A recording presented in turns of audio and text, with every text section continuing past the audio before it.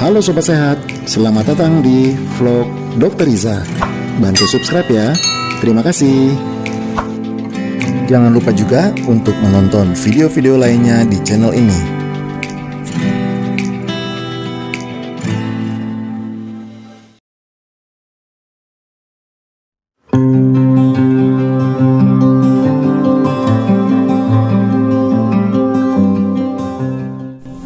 Assalamualaikum warahmatullahi wabarakatuh. Jumpa lagi dengan saya di sini, vlog Dr. Riza. Saat ini saya akan membahas mengenai sebuah kondisi yang disebut dengan kejang demam. Kejang demam adalah kejang pada bayi dan anak yang dipicu oleh adanya demam. Namun begitu, bukan berarti setiap bayi dan anak yang sedang demam pasti akan mengalami kejang demam. Nah, kejang demam ini bisa dipicu atau bisa muncul saat tubuh anak berada di atas 38 derajat Celcius.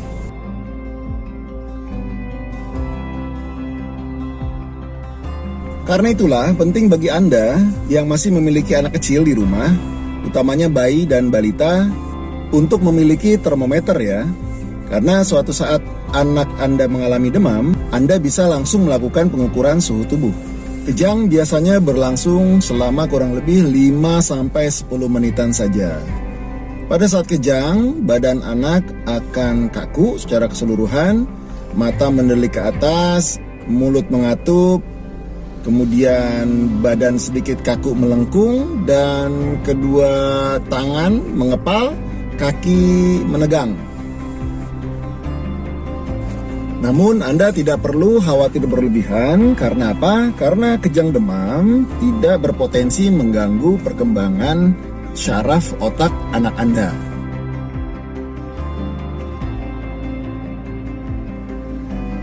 Kejang demam biasanya dialami oleh bayi dan anak usia 6 bulan sampai 6 tahun. Di luar usia tersebut, maka Anda harus mencurigai penyebab lain daripada kejang ini. Penyebab lain daripada kejang biasanya karena infeksi misalnya ensefalitis atau meningitis. Kejang bisa juga disebabkan oleh karena penyakit tetanus. Kejang tanpa demam biasanya merujuk pada kasus epilepsi. Dan untuk memastikan apa penyebab kejang pada anak Anda, maka Anda harus berkonsultasi kepada dokter spesialis anak di rumah sakit. Oke, kita kembali kepada bahasan kejang demam ya. Apa yang harus Anda lakukan ketika bayi atau anak Anda mengalami kejang demam ini? Yang pertama, berusaha tetap tenang, tidak panik berlebihan, apalagi nangis nggak karuan. Yang kedua adalah segera miringkan posisi tubuh anak ke sebelah kiri atau ke sebelah kanan. Dan ini adalah upaya antisipasi agar anak bisa memuntahkan isi mulutnya jika memang ada isinya. Yang ketiga, jangan berusaha untuk memasukkan sesuatu ke dalam mulut si anak dengan alasan untuk mencegah tergigitnya lidah si anak. Justru perbuatan ini dikhawatirkan bisa membuat si anak menjadi tersedak dan menjadi susah bernafas. Yang keempat, longgarkan pakaiannya. Yang kelima, ukur suhu tubuh anak pada saat timbul kejang. Yang keenam, perhatikan dan catat berapa lama anak mengalami kejang, karena informasi ini akan sangat berguna saat Anda mendatangi dokter. Yang ketujuh, jangan berusaha untuk meluruskan tangan atau kaki anak Anda yang sedang mengalami kejang, karena ini bisa berpotensi menimbulkan patah tulang.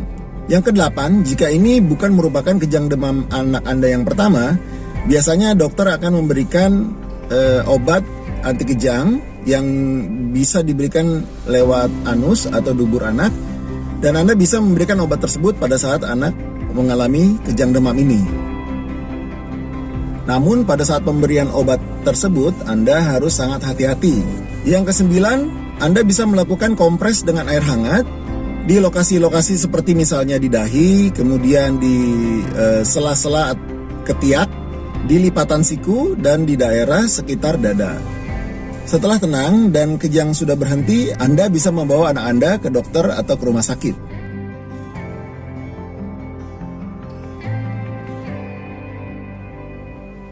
Intinya, kejang demam tidak akan muncul jika suhu tubuh anak Anda bisa terkontrol dengan baik.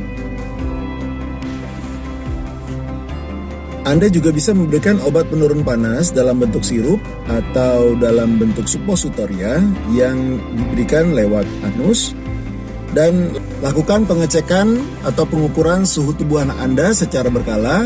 Anda bisa lakukan itu setiap 1 jam sekali, dan ini akan sangat membantu karena Anda bisa memantau progres daripada suhu tubuh anak Anda. Oh iya, satu hal lagi nih.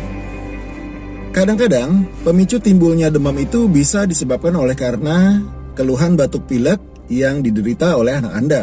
Karena Anda tidak segera mengobati batuk pilek anak Anda atau tidak membawa anak Anda ke dokter, maka lambat laun keluhan batuk pilek ini akan disertai dengan keluhan demam. Dan akhirnya demam ini bisa memicu timbulnya kejang demam bagi anak-anak yang memang sensitif.